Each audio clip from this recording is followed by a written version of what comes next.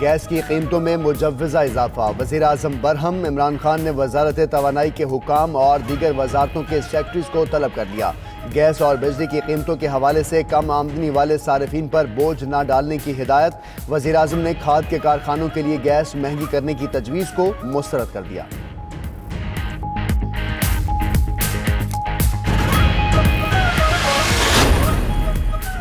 مالی بد انتظامی کے باعث مشکل معاشی صورتحال سے گزر رہے ہیں۔ معیشت اور سیکیورٹی کا قریبی تعلق ہے۔ Army chief general Qamar Javed Bajwa کہتے ہیں، حکومت مستقبل کے فوائد کے لیے طویل المیعاد لیکن مشکل فیصلے کر رہی ہے اور ہم اپنا کردار ادا کر رہے ہیں۔ سب کو ایک قوم بن کر سوچنا ہوگا۔ نیشنل ڈیفنس یونیورسٹی میں قومی معیشت پر سیمینار سے خطاب۔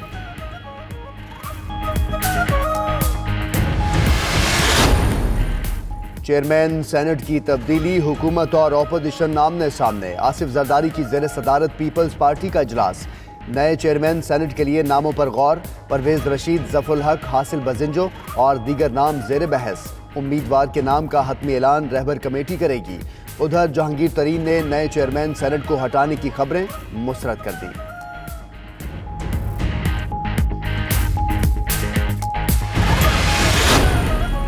فردوس عاشق اعوان کا اپوزیشن کو معیشت پر سیاست سے گریز کا مشورہ، کہتی ہیں بجٹ پاس ہونے سے اپوزیشن کا برا حال ہوا۔ صادق سنجرانی کے معاملے پر بھی اپوزیشن کو ناکوں چنے چبوائیں گے۔ اپوزیشن کا چیئرمین سینٹ پر حملہ، وفاق پر حملہ ہوگا۔ آرمی چیف نے معیشت کو درپیش چیلنجز پر پالیسی بیان دیا، جس سے ڈالر نیچے آ گیا۔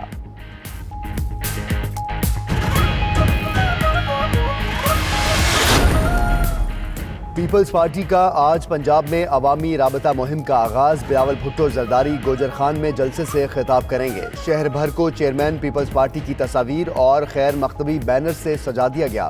جالے اپنے قائد کے استقبال کے لیے پرجوش ہیں۔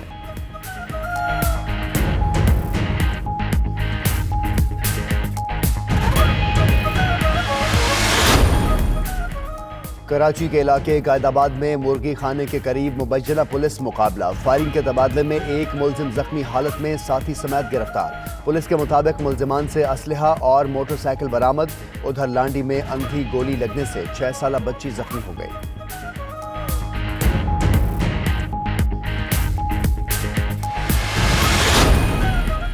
اور G20 اجلاس کی سائیڈ لائنز، ملاقاتوں کا سلسلہ جاری۔ امریکی اور چینی صدور کے درمیان تجارتی تناؤ پر ملاقات۔ ٹرمپ نے کہا امریکہ چین کے ساتھ مناسب ڈیل کرنے کے لیے تیار ہے۔ شی جن پنگ بولے جھگڑے سے بات چیت بہتر ہے۔ امریکی صدر نے سعودی ولی عہد شہزادہ محمد بن سلمان اور روسی ہم منصب ولادیمیر پوٹن سے بھی ملاقاتیں کی۔